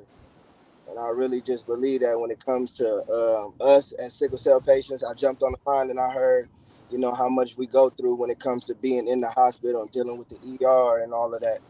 But I've also learned on this journey for the past 3 years, 4 years, that you really got to become your own doctor and you got to trust yourself with everything that you're reading when it comes to what's healthy for your body. And a lot of us, we grew up on the American diet, and the American diet is what's always keeping us sick and in the hospital. So it's a lot of stuff that you got to change and you got to research yourself to understand the body because we not different. Sickle cell is it's a blood related disorder. It's a chronic pain and it's also a chronic fatigue illness. So we always got to play catch up and we always got to stay a step or 10 above everybody else. So we can't just do how we feel when we feel. We got to be on a consistent basis in order to heal and be able to live well with sickle cell. Your whole live it and the way you eat and the way you entertain what goes on in your life. For me, that all has to be in shape on a consistent basis, on an everyday basis. If not, we always going to remain sick because our body lives at a hemoglobin lower than what a normal person, half of what a normal person is. So we just got to do what we got to do mentally, physically to take care of the body, and it's got to be consistent. So research has been the key in me understanding that. The more and more I learn about my body and what I need to fuel it and what I need to eat and drink to be able to live well with sickle cell is what I think about when I think about how to manage my sickness, how to manage my sickle cell. Reading and research. Okay. And well, so you've explained, how you manage your sickle cell, in which ways you manage your life with sickle cell. But how can you just think of a few ways that you hold yourself accountable to that? Absolutely. Yeah. Okay. Self-discipline. You got to learn to be able to be strong for yourself, and that's how you hold yourself accountable. Self-discipline is something that you have to work on as well. It takes a lot of mental strength to be able to say, okay, I'm a fast for 10 days. I'm gonna do this for a certain amount of time and give up something that you're so accustomed to. So, yeah, that's the thing. Just that, and as well as, can you ask the question? Can you repeat the question one more time?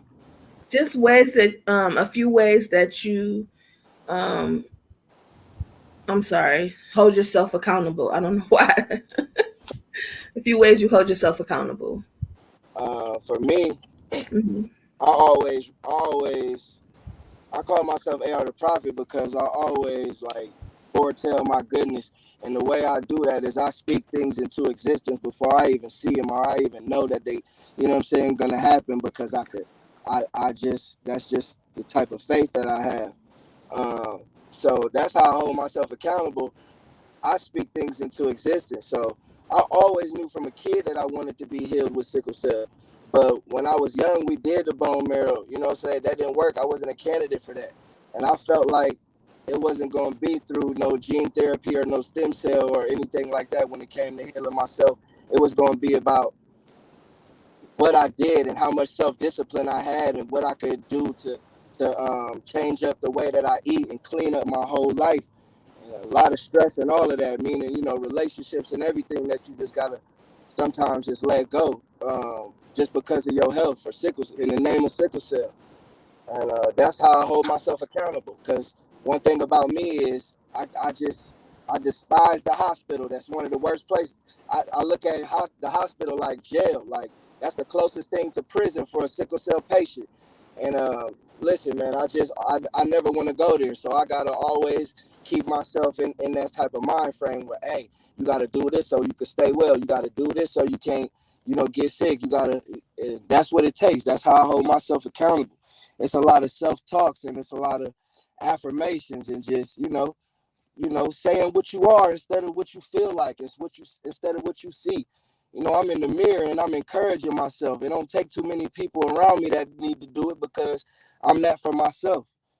And I understand that we all go through this illness and we feel like it's a lot, and really it plays a lot on our mental, especially when you enter your 30s and you still get sick. But when you get out of the hospital, you can feel how real the pain is. You done lost so much weight and you like, man, this is a real life sickness. But people don't understand the bounce back. But at the same time, we got to keep our mental strong and we got to hold ourselves accountable, knowing that we got to stay strong for ourselves. We can't trust and depend on the medical staff and the medical system, because they treating everybody like what they know about sickle cell the same way. And that's not the case for sickle cell. You have to learn sickle cell from your own body, from each patient. And the best way that you can do that is to study thyself, you know what I'm saying, and research yourself and see what your body needs to thrive and live well without the doctors. Man, the doctors is not in place for us to help us. And I don't mean to sound so cruel and so rude. It's a lot of great doctors out here, but it's business for them. This is our lives, and we wonder why when we go to the hospital, we feel so belittled and so hurt and so, you know what I'm saying, like so taken advantage of and not listened to and no communication and but man, that's why you hold yourself accountable, trust yourself with your healing, and just do the things that you got to do to stay well. That's what I've been doing, and I'm telling you, it works. It really works. If I can do it, you could do it. Because I've been through some fiery furnaces with sickle cell, man, and I came out dancing. You understand what I'm saying? And I'm still here. I'll be 35 in a couple weeks, in about 3 weeks. And it's just a blessing because I just caught COVID. I had COVID May 31st. And man, it was rough. I haven't been sick for 3 years. No hospital, no blood transfusions, no pharmaceuticals, no treatment. 3 years out of the hospital. And then I ate out. I'm a chef. I ate out. I was on my way to Baltimore and I ate some bad food and I got sick. Caught COVID, got some type of bacteria in my blood. And man, I just really understood that I just can't eat like the regular average human being eats in America. I can't eat that way. My body can't tolerate so many other all this other processed food and all this stuff that, old grease and dirty grease from restaurants. Man, you got to take all of that in accountability when it comes to your body, because our body is made up of blood. And what's going on is your blood already ain't half right. So when you start putting foods into your body that break down the wrong way, that's what causes inflammation. That's what's causing pain. So the main thing for us is we got to change up the way we eat and the way we put stuff in our body. Like all them, snacks and, candy and all that artificial sugar and all that, that's what's breaking down into inflammation in our bodies. That's why we be having so much pain. And I could tell you a fact of that because I've studied it inside out, not only through books and reading it, but on myself. And it's all within the food and how we eat. So if you can have enough self-discipline to check yourself and clean up your living, the way you eating, I don't like to say diet because we ain't dying, man. As long as you getting information and you can breathe and you trying to better yourself with what your situation is, you living. It's a living. So we living. We got to thrive that way, and we got to eat the right way and eat the things that we're supposed to eat and consume. That way we can live well with sickle cell, because it's all about nutrition. Nutrition. That's what our body is depleted of. That's why our immune system is so weak, because we're so deficient in so many things. That's why it's good for us to understand herb and become herbalists. Every person with sickle cell in this day and age should be a herbalist. They should understand herbs as medicine. We need to understand that fruits and vegetables, raw, cooked sometimes is, what we need. These are the things that we need to thrive. Water, more hydrating fruits, watermelons, melons, cantaloupe, honeydew, cucumber. All of these things, we got to understand that ginger and turmeric from the root is the things that support the immune system and fight off inflammation naturally. But we got to get past the taste of these things and understand the benefits from them. And trust me, it is not easy. I grew up. Hey, I'm from America, man. I'm from the beef and the corn state. I've been eating wrong my whole life. But now, you just got to have that self-discipline to clean it up. And when you can do that, you can live well with sickle cell. And that's a guaranteed fact. With any disease at that, with any sickness, the main reason that people are sick is because what they consume. I would just want to add to that, consume in any form. So food, drinks, people, all of it. Okay. It all can be bad for you if you have to be careful on what you put in, near, around your body. So I definitely agree. Um, okay, D'Angelo, do you still have anything you would like to say? Yeah, I'm trying to think what the topic where we was I nah, just was talking about the doctors. okay, nah, no, okay, you talking about for us having for us them treating you due to your background, education status, or the type of positive things that you do outside of cell. Or but I know the last time we did a video I made a comment to where one time I wanted to bring my resume to a doctor's appointment because I knew they couldn't separate the chart from the man. Like, you see what I'm saying? They couldn't separate uh things that they force your opiate intake or things like that, because at one point in time my opiate intake was very high over the years, maybe 10 plus years ago, before I started making certain decisions and realizing the side effects of opiates and realizing how opiates put your body to sleep and trigger depression and actually trigger pain episodes. So once I did the research on that and learned the game and for the opiate game, and I realized it. So I pride myself on the amount of intake the amount of pain medicine I take to this day, which is very, very, very, very small. But at some point I did want to come at one because I know they do judge you. You are being judged when you walk into these places. They sizing you up. They listen to how you speak, how you present yourself, what's coming out your mouth. If do they think you educated? You see what I'm saying? Or or is you a full-time patient? Now you a full-time patient, then they deal with you accordingly. You see what I'm saying? Now you're getting a whole other side of disrespect. All of it could be all of it is disrespect, but if you're a full-time patient, I really feel, I really sympathize uh with the sickle cell patient that is a full-time patient. And I know that's an uphill battle because we get turned out young on narcotics. We get turned out real young. As kids right now in children's hospital getting fentanyl up their nose. You know what I mean? At 6 years old. So, we get turned out early, man. So, I just had to take accountability, for us that and realizing once again, stay out them folks' face. But I think some people should take a resume. Now I don't know how good it would help, but and sometimes it was like I'm more than just this chart, bro. Like, I mean, I do a lot of stuff. I mean, I'm very busy. Are you looking at is my last hospital stay? I mean, my last opiate prescription. You see what I'm saying? But that's the game that I learned how to play is to stay out them folks' face and take charge of my life, I mean, dealing with sickle cell, in every shape or form of it. So that's what it is. Absolutely. I'm going to keep saying it until somebody figures, okay, listen, maybe she got a point. I'm going to keep saying this. I feel like these doctors need to huddle up. The pediatricians and the adult care doctors huddle up because it's a miscommunication somewhere and it's not between the patients, because you have one set of doctors or medical teams teaching you one thing, as a child saying, oh, you need this medication and giving you all of these meds and saying, oh, you need to know these things about yourself. But some of the things that they're saying, of course, is right. You do need to know about yourself. You do need to know what type of medications you take. I just feel like they need to have a meeting. I don't think that they're meeting, at some point.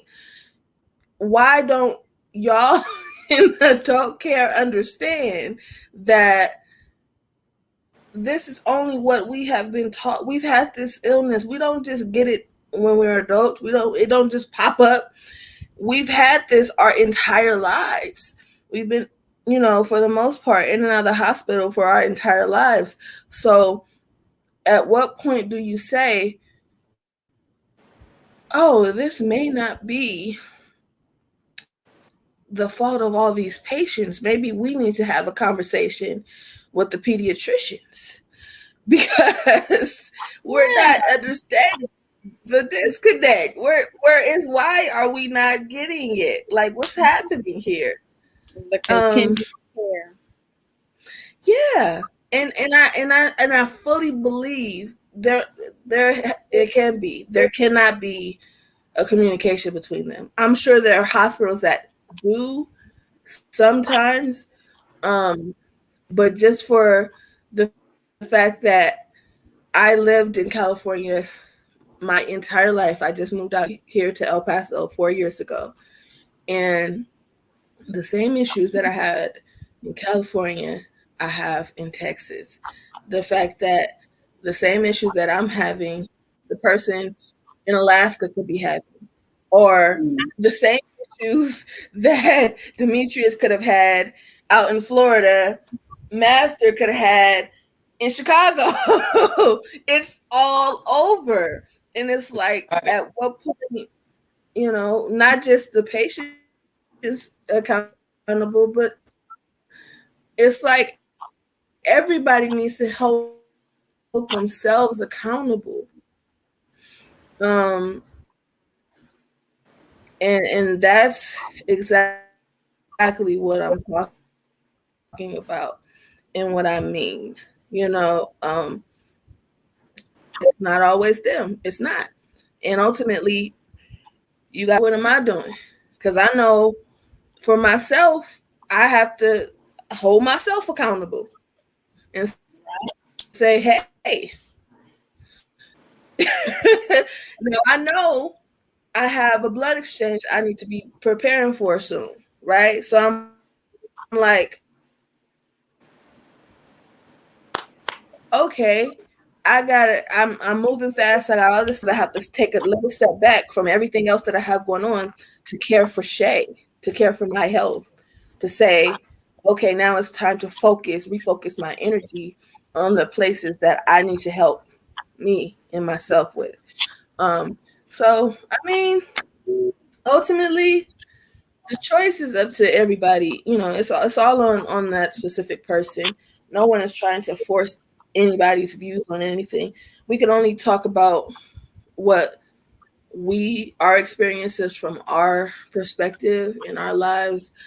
But obviously, we own to something because I don't see it honestly. If I didn't have to go in for my blood exchanges, I wouldn't be in the hospital as much as I go. And I haven't taken a full like pain pill and I don't know how long. I like over a month ago. It's been a while. It's almost going to come up on 2 months in a minute, and the half pills have been like few and far between. I don't do it every day, and ultimately I got to a place where I was having chronic pain and always feeling like, oh my goodness, I'm going to trigger a crisis because this pain is going to escalate. But I had to realize, okay, what can I do to prevent that? And once I found the things that help me prevent that, I'm living so much better now. I have so much more energy. I feel so much more full of life. And even if I have to pay for it out of my pocket, I do that. Even if it's my last, okay? I'm going to get my vitamin infusion shots.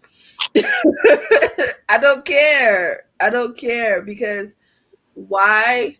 Because I know it helps me. And I know I can have a quality of life. I can live and not just exist when I take care of myself, when I eat right. I know that when I go to the store and I'm spending hundreds of dollars and I'm getting like not nearly as much as I would receive if I just went and got all the junk in the world to put in my fridge and my freezer, then that makes a difference. That matters. So, I mean, I just want to thank you all for coming. And if you all have anything you want to say or add, now is the time. Okay. I'm gonna add my 2 cents before we get out of here. I just want people to know pain management is more than a narcotic. Mm. Um, pain management, you know, could be scenery, company.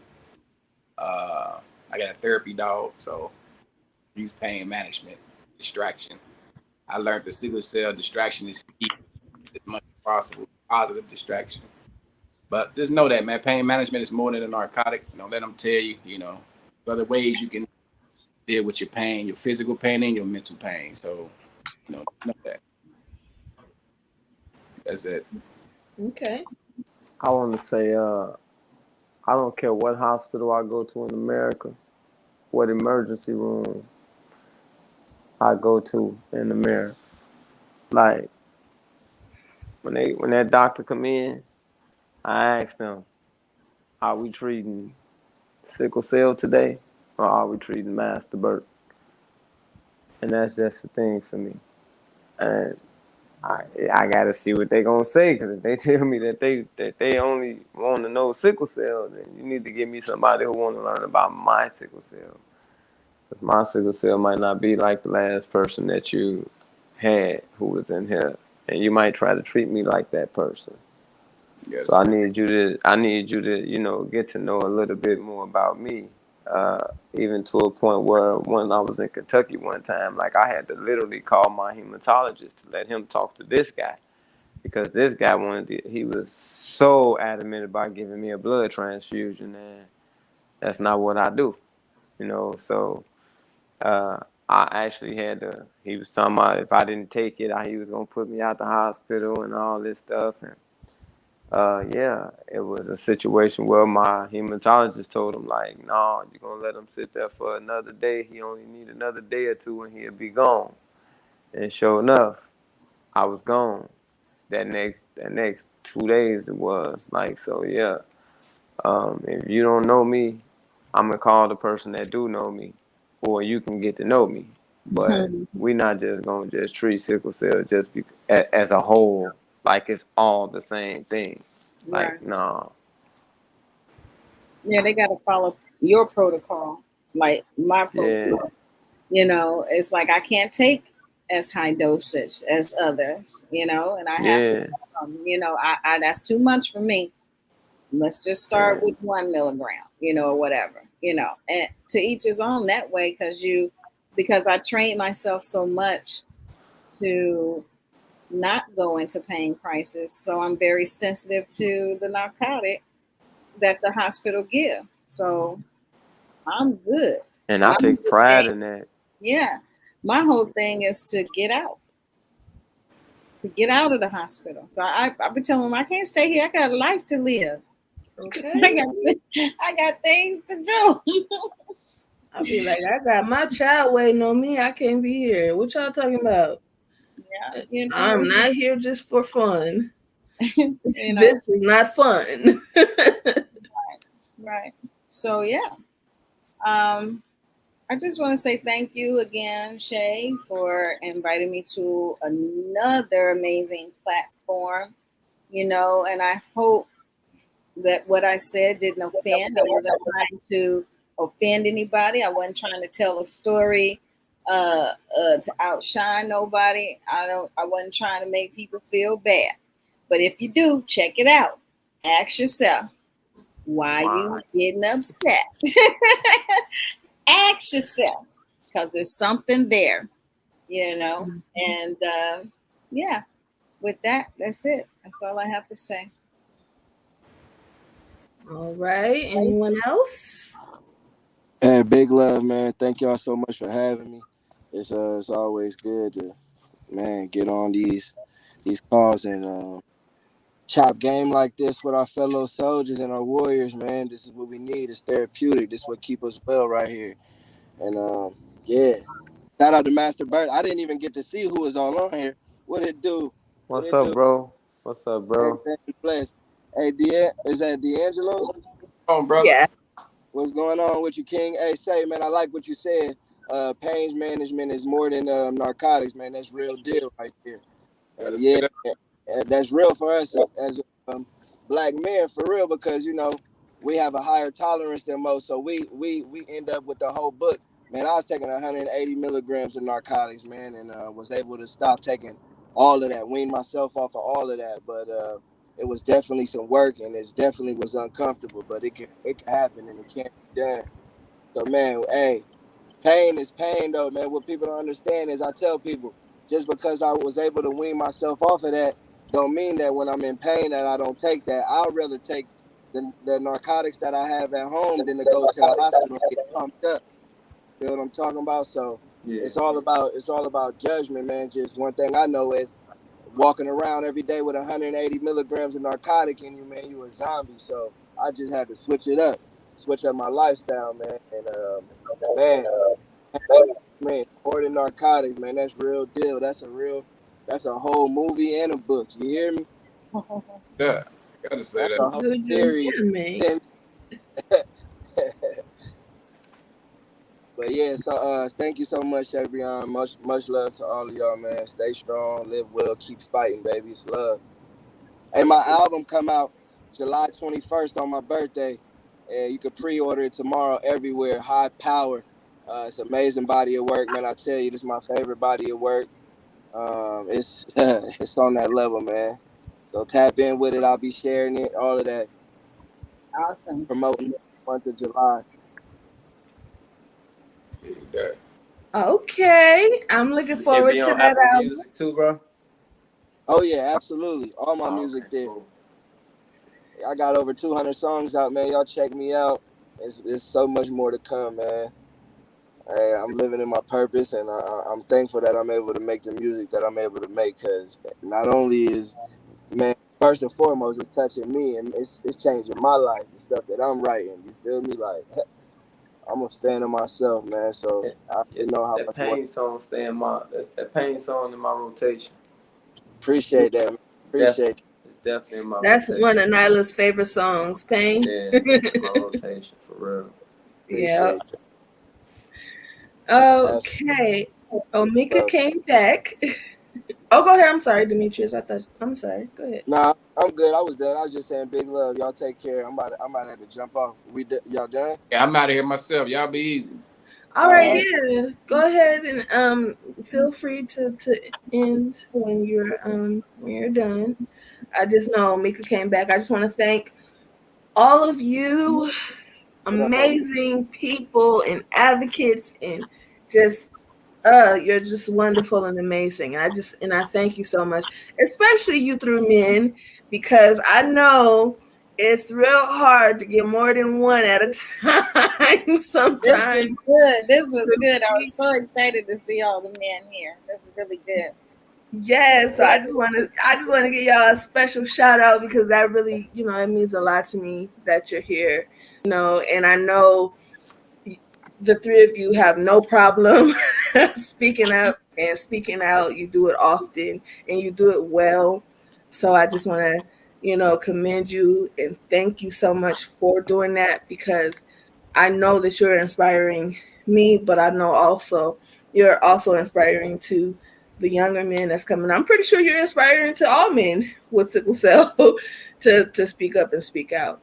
So I just want to say thank you, because whether you know it or not, this is pretty big to be in one place like this with more than one very, talented, very special advocate and warrior and soldier and fighter. I'm using all y'all terms, but that really does mean a lot. And I truly thank you from the bottom of my heart because this is necessary.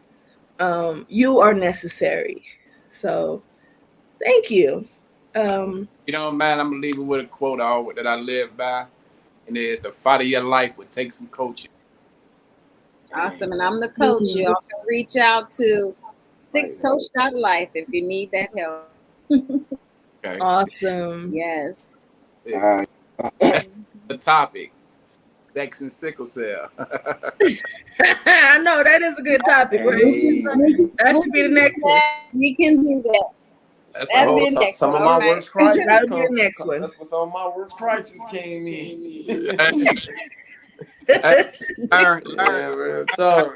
Some of my learn how to use worst your crises priapism to came. your best ability. Oh, Oh my okay. You know what? The pride person never really messed with me that bad. But it was the knowing that I was at a level 3 or 4 and Yeah, still keep going. yeah, You know what I'm saying? Like I was at 3 or 4 earlier that day, but yeah. now it's late night. You know what I'm saying? And I still do what I do, and I still do what I do right. And Up to an I 8 or 9 mean, the then. way the way that that go, from what I was told is that I'm already stickling, and when I'm in action, I'm just making more bad sales, because I've been raised my blood pressure. And yeah, so next thing you know, I wake up in the morning, and that crisis is It's Hey, full blown. crazy. It's Yeah. I full back. can't. I literally the cannot. older we get, it's been years since I did with priapism, But how but could I say no to that? I the couldn't say older you no. get, man, you do That's You a better. that's will. a total different subject, and I know we maybe will. We next will pick week. that up. Yeah, we can Yeah, talk maybe priapism. next week we can have a talk about sex and sickle cell and deal with that because once we get started, because y'all know, first of all, everybody on this live right now, y'all know we all talk a lot. Okay, we can talk. If one thing we can't do is talk, we can do. I'm sorry, is talk. We talk. So I don't even want to even start Yeah, that No, issue. we're not. If we got 1 minute left, we're gonna get on off him. Right. Omega, do you have anything you would like to say before we go? No, I was just gonna say I've been trying to insert that conversation into the community You for a really while low. now. Can you hear me? Yeah, much better. I was just saying that I wanted to insert that conversation into the community for a while, so I'm down for the conversation. Awesome.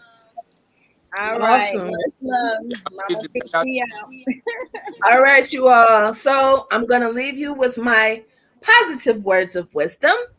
All right. Y'all know what it is. You know what time it is.